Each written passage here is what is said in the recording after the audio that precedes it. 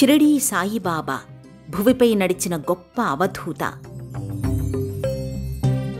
దత్తాంశ సంభూతుడు. సాధారణ వ్యక్తిగా, యాచకుడిగా ఆయన జీవించాడు. కాని ఆయన తత్వం ఆకాశమంత సమున్నతమైనది, సాగరమంత విశాలమైనది. ఆయన యాచించింది భక్తుల పాప ఫలితాల్ని, వారి పాపాల్ని తాను స్వీకరించి వారిని పుణ్యాత్ముల్ని చేసిన త్యాగమూర్తి. నదుల ఆవిర్భావం, మహానుభావుల జననం ఎవ్వరికీ అంతుచిక్కనిది. ఆ సంవిధానంలోనే షిరిడీ సాయి ఎప్పుడు ఎక్కడ ఆవిర్భవించారో లోకానికి తెలియదు. ఆయన అవతారమూర్తి, మాననీయమైన మానవీయ స్ఫూర్తి. ఆయన జీవితం ప్రేమ, కరుణ, త్యాగం, దయల సమ్మిళితం. ఆయన భౌతికంగా అదృశ్యమైన, ఇంకా అలౌకికంగా తన దివ్యత్వాన్ని ప్రకటిస్తూనే ఉన్నారు. నేను నా సమాధి నుంచి అందరినీ సమాధానపరుస్తాను అని పేర్కొని భక్తుల్ని ఉద్ధరిస్తున్న పరంజ్యోతి స్వరూపుడు షిరిడీ సాయినాథుడు.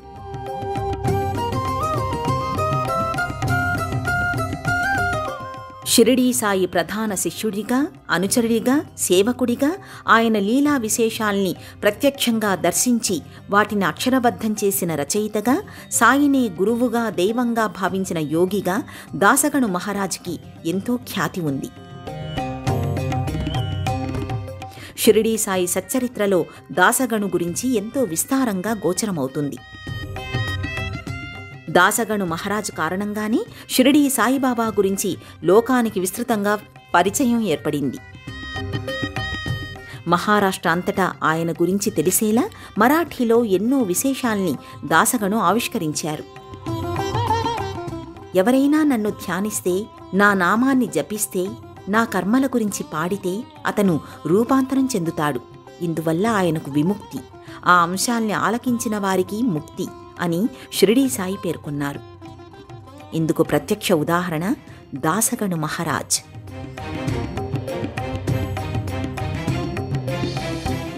దాసగణుగా ఖ్యాతిగాంచిన గణపతిరావు 1868 సంవత్సరం జనవరి 6వ తేదీన, అంటే పుష్యశుద్ధ ఏకాదశి నాడు సావిత్రి దత్తాత్రేయ సహస్రబుద్ధే దంపతులకు అహ్మదనగర్ సమీపంలోని అకోల్నేర్లో జన్మించారు. ఆయనకు రామ్జీ, లక్ష్మణ్జీ అనే సోదరులతో పాటు ద్వారక అనే సోదరి ఉన్నారు. చిన్నతనంలో చిన్నారి గణపతి తల్లిపాలు తాగడానికి ఇబ్బంది పడుతున్న సందర్భంలో ఆ బాలుడి అమ్మమ్మ ఖండోబాను ప్రార్థించింది. బాలుడు పాలు తాగి కోలుకుంటే మొక్కు చెల్లించుకుంటానంది. అద్భుతంగా తల్లిపాలు తాగి ఆ బాలుడు స్వస్థత పొందాడు. నామకరణ వేడుకలో ఆ బాలుడి పేరు నారాయణ. అయితే బాలుడికి ఉదర భాగం పెద్దగా ఉండడంతో ఆయన తాత గణపతిగా నామకరణం చేశారు. అలా ఆయన పేరు గణపతిరావుగా స్థిరపడింది. ఆయన తాత అప్పాజీ ధబోల్కర్, ఆయన మేనమామ కాశీనాథ్ పంత్ సాహితీవేత్తలు. ఆధ్యాత్మికంగా ఎన్నో రచనలు చేశారు.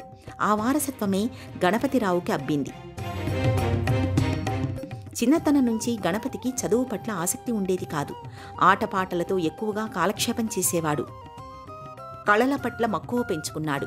అయితే ఆయన మేనమామ గణపతిరావును ఐసీఎస్ పరీక్షల కోసం ఇంగ్లాండ్కు పంపాలనుకున్నాడు. కానీ ఆయన ప్రయత్నాలు సఫలం కాలేదు.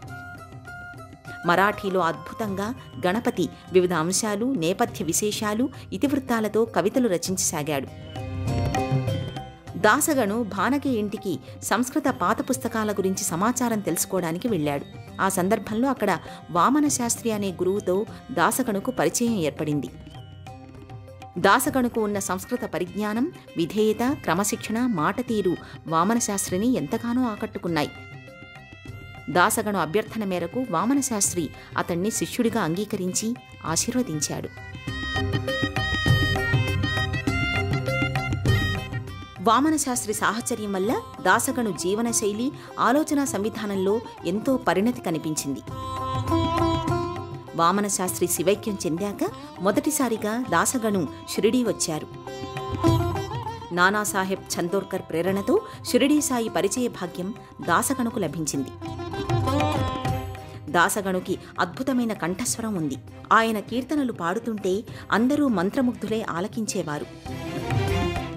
దాసగణు కీర్తనల్ని ఆలపించే సందర్భంలో సాయిబాబా చిత్రపటాన్ని తన సమక్షంలో ఉంచేవారు. తుకారాం, నామ్దేవ్, జ్ఞానేశ్వర్ల సాహిత్యాన్ని ఆలపించేవారు.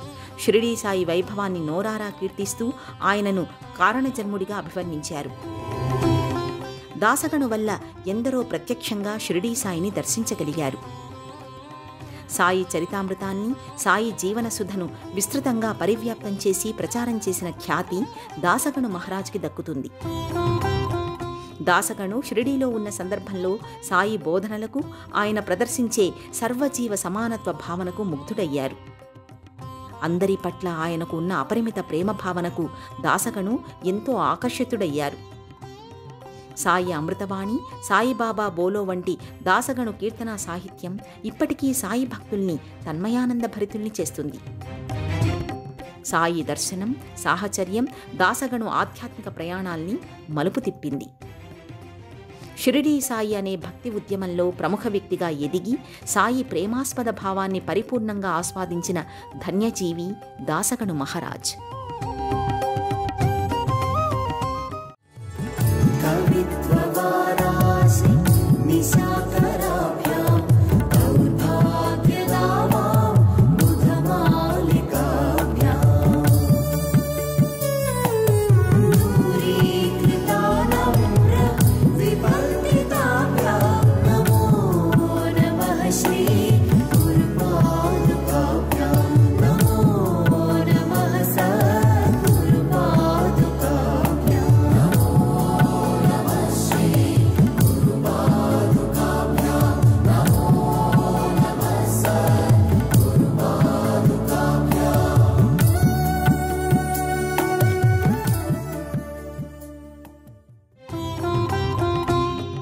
దాసగణు మహారాజ్ పూర్తి పేరు, అసలు పేరు గణపతిరావు దత్తాత్రేయ సహస్రబుద్ధే.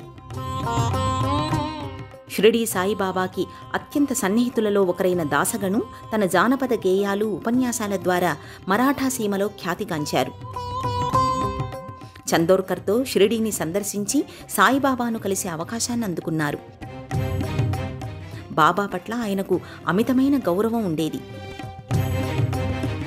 పోలీసు శాఖలో దాసగణు సబ్ ఇన్స్పెక్టర్గా బాధ్యతలు నిర్వహించేవారు. పోలీసు ఉద్యోగాన్ని వదిలి తన దగ్గరే ఉండమని బాబా ఓ సందర్భంలో దాసగణుని ఆదేశించారు. అయితే పోలీస్ శాఖలో ఉద్యోగం వదలడానికి ఆయన ఇష్టపడలేదు. నాకు ఉన్న ఆదాయ మార్గం ఈ ఉద్యోగమే, దీనిని వదిలి నేను ఇబ్బందులు పడలేను అని బాబాతో అన్నారు. అన్నీ నేను చూస్తాను, నీకు దిగులెందుకు అని బాబా ఆయనకు భరోసా ఇచ్చారు. కాలక్రమంలో దాసగణు అన్ని బాధ్యతల్ని వదిలేసి షిరిడీ సాయినే శరణు వేడి తన జీవితాన్ని పూర్తిగా ఆయనకే సమర్పించారు. సాయిబాబా నిరంతరం దైవనామాన్ని స్మరిస్తూ ఉండేవారు. సబ్కా మాలిక్ ఏక్ అని పలికేవారు. ప్రత్యేక పర్వదినాల సందర్భంలో బాబా సమక్షంలో భక్తులు 7 రోజుల పాటు నిరంతరం దైవ ప్రార్థన చేసేవారు. దీనిని నమఃసప్తాహ అంటారు. ఒకసారి దాసగణును నమఃసప్తాహ చేయమని బాబా అడిగారు. తనకు విఠల దర్శనం కావాలని దాసగణు బాబాతో అన్నాడు. నీ అభీష్టం నెరవేరుగాక అని బాబా ఆశీర్వదించారు. సప్తాహం చివరి రోజున దాసగణుకు స్వప్నంలో విఠల్ దర్శనమయ్యింది. విఠోబాగా పాండురంగ విఠల్ని వ్యవహరిస్తారు. విఠోబా దర్శనంతో దాసగణులో ఎంతో మార్పు సంభవించింది. ఒక్కోసారి సాయిబాబాయే విఠోబాగా దాసగణుకు గోచరమయ్యేవారు. ఇక తన గమ్యం షిరిడీ సాయేనని దాసగణుకు పరిపూర్ణంగా అర్థమయ్యింది. మహారాష్ట్రలోని నాందేడ్ సమీపంలో గోరెట గ్రామంలో దాసగణు మహారాజ్ ఆశ్రమం నెలకొని ఉంది.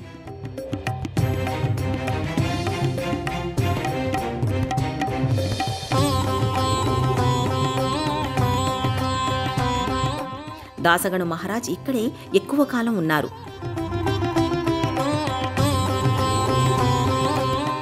పండరీపురంలో ఆయన మరణించారు. అయితే గోరెటలో దాసగణు సమాధిని నిర్మించారు. ఆ సమాధి మందిరం చుట్టూ ఆశ్రమాన్ని నిర్మింపచేశారు.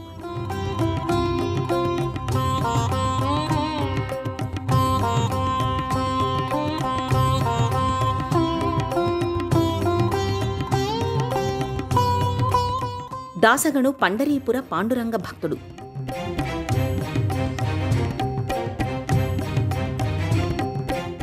ప్రతి సంవత్సరం పండరీపూర్కి వారి యాత్రను చేసేవారు. తన 95 సంవత్సరాల వయసులో 1963 కార్తీక శుద్ధ ఏకాదశి నాడు పండరీపూర్లో శివైక్యం చెందారు. ప్రతి సంవత్సరం ఇదే తిథి నాడు సమాధి ఉత్సవాన్ని ఆయన ఆశ్రమంలో నిర్వహిస్తారు.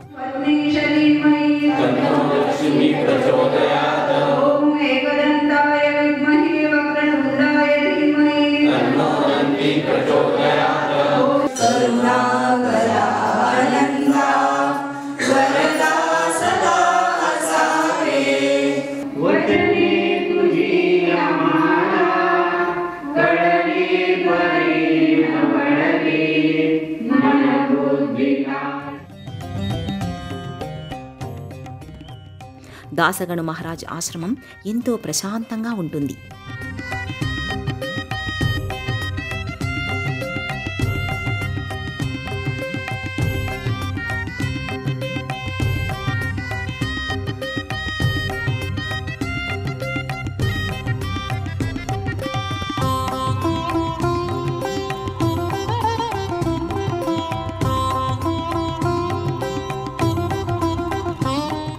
సమాధి మందిరంలో దాసగను చిత్రపటం, ఆ చిత్రపటంపై పాండురంగ విఠలుడి చిత్రపటాలు ఉంటాయి.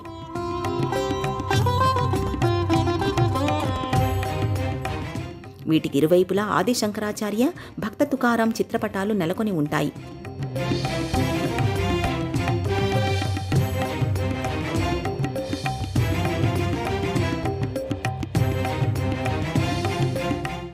సమాధి మందిరం సింహద్వారంపై అర్జునుడికి గీతోపదేశం చేస్తోన్న కృష్ణ భగవానుడి చిత్రపటం దర్శనీయమవుతుంది.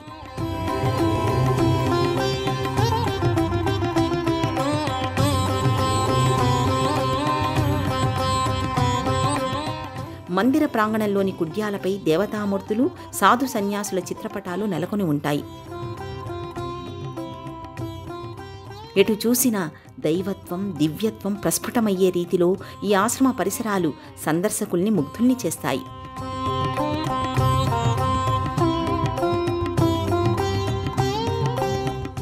జడుల వంటి జీవుల్ని ఉద్ధరించడానికి, సముద్ధరించడానికి సమర్థ సద్గురువులు ఉదయిస్తారు.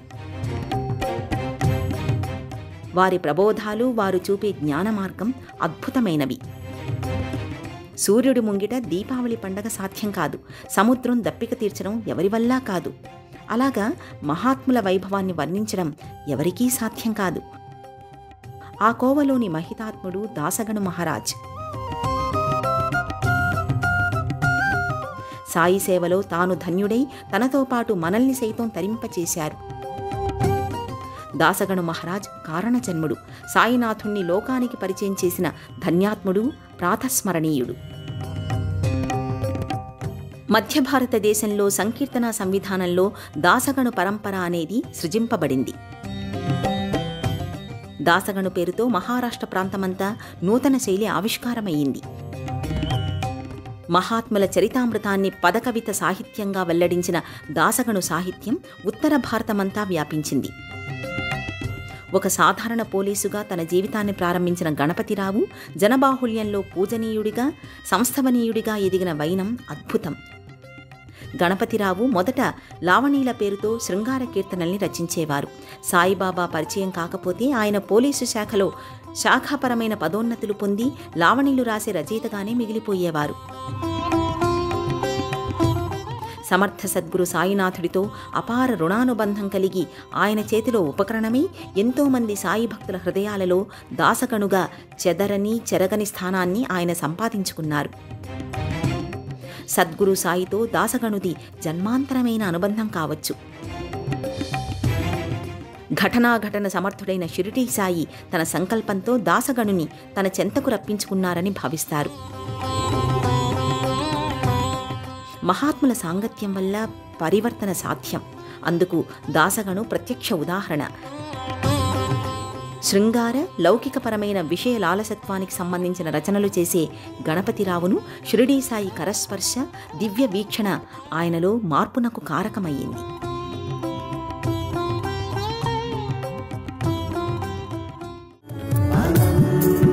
సంసార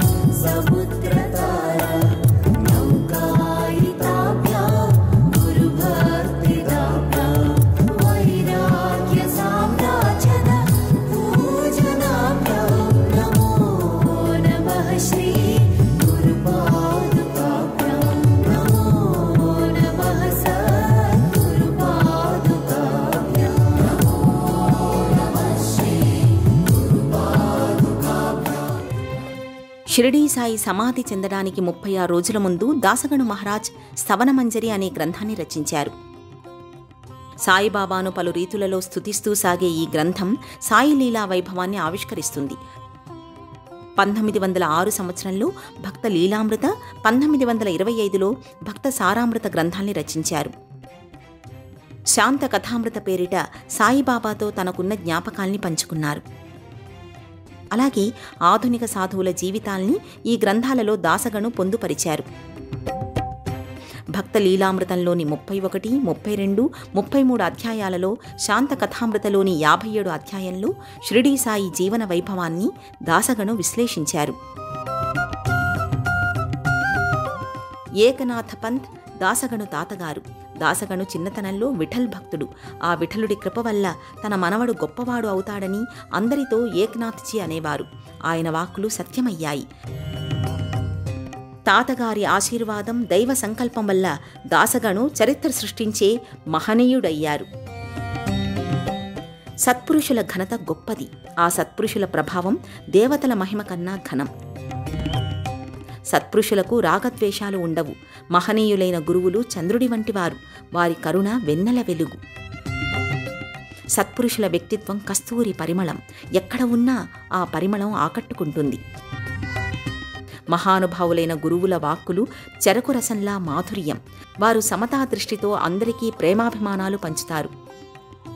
మనిషి మాలిన్యాలు షడ్వికారాలు. వాటిని శ్రద్ధ, సహనం అనే పవిత్ర జలాలతో ప్రక్షాళన చేసుకోవాలి.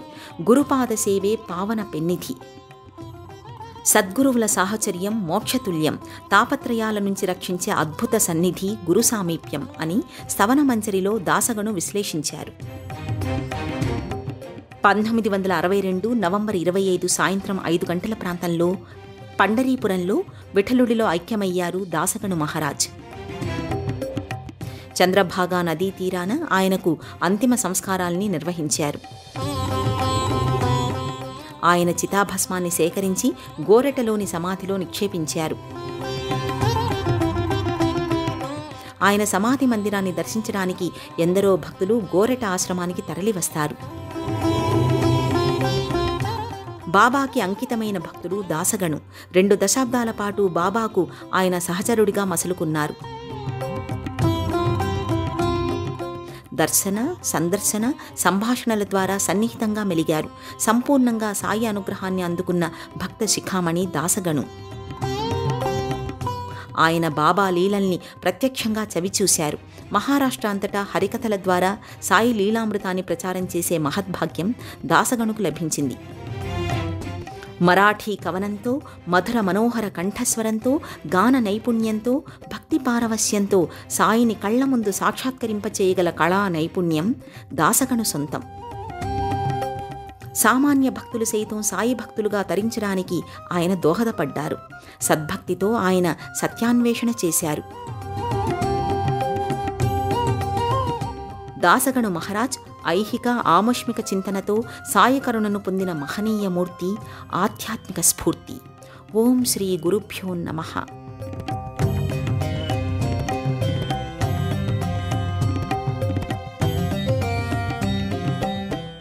ఈ కార్యక్రమాన్ని తిరిగి చూడాలనుకుంటే www.youtube.com/@ETV Life Spiritual లో చూడవచ్చు.